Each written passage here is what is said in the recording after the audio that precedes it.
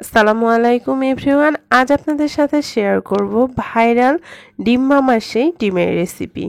আমি বাদে প্রায় সবাই মনে হয় কম বেশি এই রেসিপিটা ট্রাই করে ফেলেছেন। এটা বানানোর পর আমার একটা কথাই মনে হচ্ছিল, এতদিন কেন বানাইনি মজাদার এই রেসিপিটা। একবার খেলে বারবার খেতে ইচ্ছে করবে।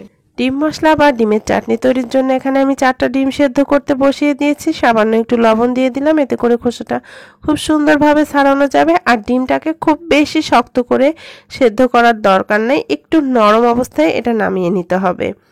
এবারে আমরা সালাদটা রেডি করে নেব। এর জন্য এখানে আমি অর্ধেকটা পরিমাণ শসা আর একটা পেঁয়াজ নিয়েছি। যেহেতু আমি এখানে কম পরিমাণ ডিম নিয়েছি, সেই অনুপাতে আমি সালাদটা তৈরি করে নেব। এবারে শসাটাকে আমি একেবারে মিহি কুচি করে নেব ছুরি দিয়ে। আপনারা চাইলে বটি দিয়েও এই কাজটা করে নিতে পারেন, আবার চাইলে গ্রেটারের মোটা অংশ দিয়েও শসাটাকে গ্রেট করে নিতে পারেন। এই তো শসাগুলোকে আমি একেবারে মিহি করে কুচি করে নিয়েছি। সাথে আমি কিছুটা গাজর কুচি নিয়েছি। গাজরটা এখানে অপশনাল, আপনাদের হাতের কাছে থাকলে দেবেন, না হলে বাদ দিতে পারেন। নিয়েছি পেঁয়াজটাকে কুচি করে, আর কিছুটা ধনিয়া পাতাও একেবারে মিহি করে কুচি করে নিয়েছি। আর সবগুলো এরকম কুচি করে নিতে হবে, যতটা সম্ভব মিহি করা যায়।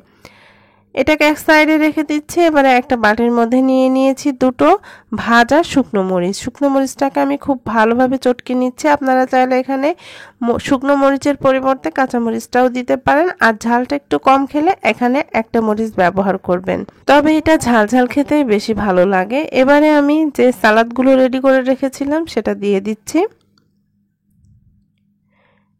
এটা দেওয়া হয়ে গেলে আমি এখানে স্বাদমতো কিছুটা বিট লবণ দিয়ে দিচ্ছি। আপনারা চাইলে বিট লবণের পরিবর্তে নরমাল লবণ দিতে পারেন, তবে বিট লবণ দিলে বেশি ভালো লাগে খেতে।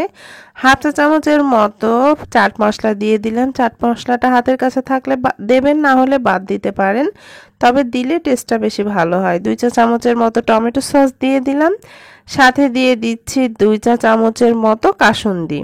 এখানে সস এবং কাসুন্দিটা আপনারা আপনাদের টেস্ট অনুযায়ী বাড়িয়ে বা কমিয়ে দিতে পারেন, এটার নির্দিষ্ট কোনো পরিমাপ নেই।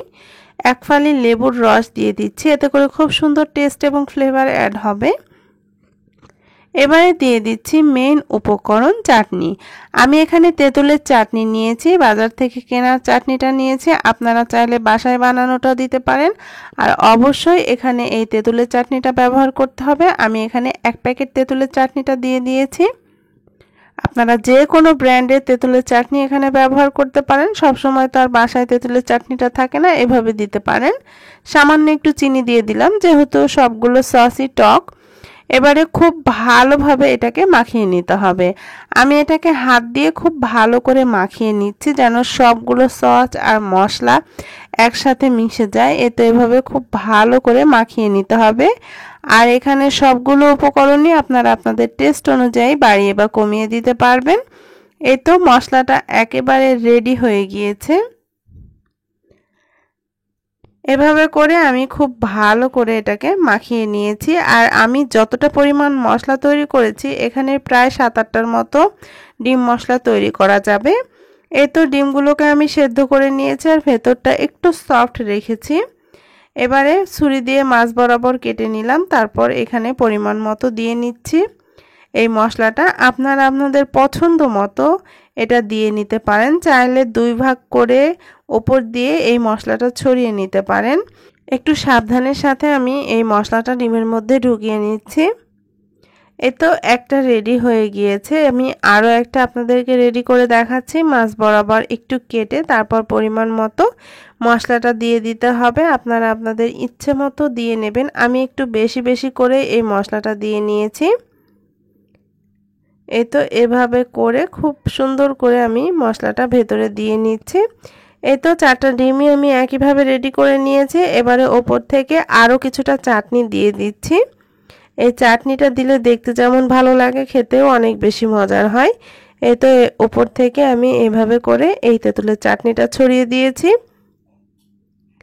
প্রিয় দর্শক, ভীষণ মজাদার ভাইরাল সেই ডিম পুরোপুরি রেডি। দেখতে যেমন লোভনীয় হয়েছে, মাশাআল্লাহ খেতেও অনেক বেশি মজার হয়েছিল। এভাবে একবার বাসায় ট্রাই করে দেখতে পারেন। বাসার ছোট থেকে বড় সবাই অনেক বেশি পছন্দ করবে। আশা করছি মজাদার রেসিপিটি ভালো লেগেছে। ভালো লাগলে লাইক, কমেন্ট এবং শেয়ার দিতে ভুলবেন না। সবাই ভালো থাকবেন। সবাইকে আল্লাহ হাফেজ।